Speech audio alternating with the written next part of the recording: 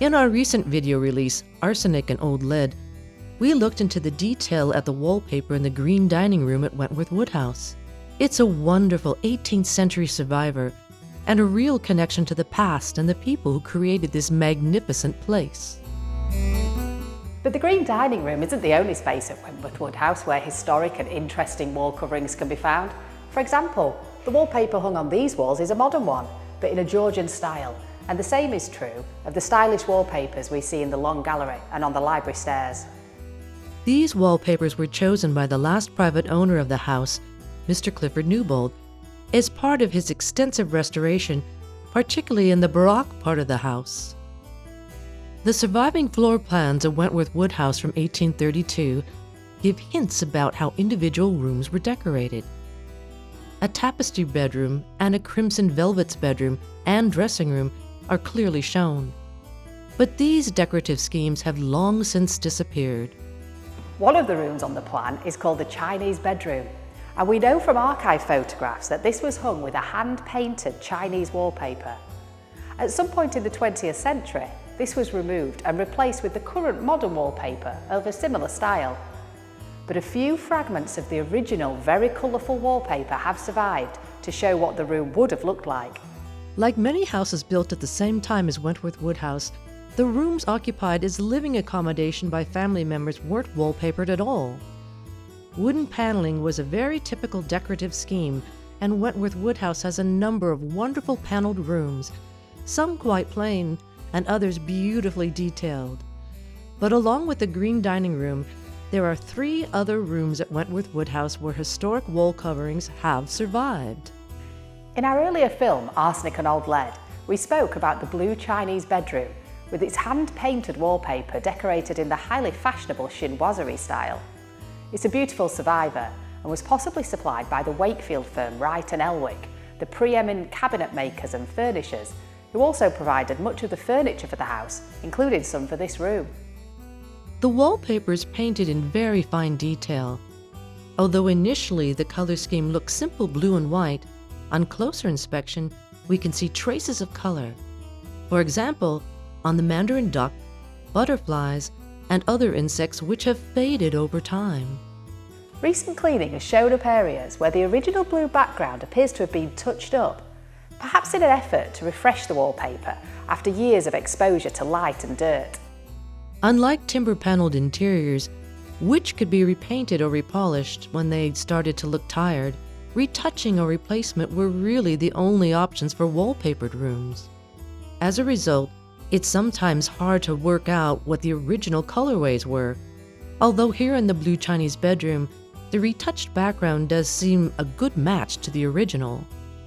Archive photographs from the 1970s show our next room hung with what appears to be a green silk damask wall covering. These images were taken in 1974, and sometime after that date, the fabric wall coverings were removed and replaced with wallpaper. What we have here is an attempt to recreate an original look using more modern materials. The wallpaper in this room, known as the Duchess of Kent's room or green bedroom, is classical in design, featuring beautiful swags and urns. The background design is coloured and printed to imitate a silk damask fabric. We can even see a slight shimmer on the surface of the paper. The rolls of paper were then overprinted with the highly decorative white motifs we see here. Block-printed wallpapers were introduced in the mid-19th century, and although not cheap at the time, they were less expensive than hand-painted wall hangings. Sadly, as we see here, the wallpaper has suffered water damage and silverfish infestation. Silverfish are tiny nocturnal insects which can infest even modern homes, feeding off moisture and starches found in wallpaper and paste. Next on our tour of historical areas, we come to the yellow bedroom and adjoining dressing room. These rooms are in the oldest part of the house and have always been associated with the first Earl of Strafford, being part of the house he built here in 1630. The yellow wallpaper mounted on canvas uses flock to create a two-tone, small repeating design.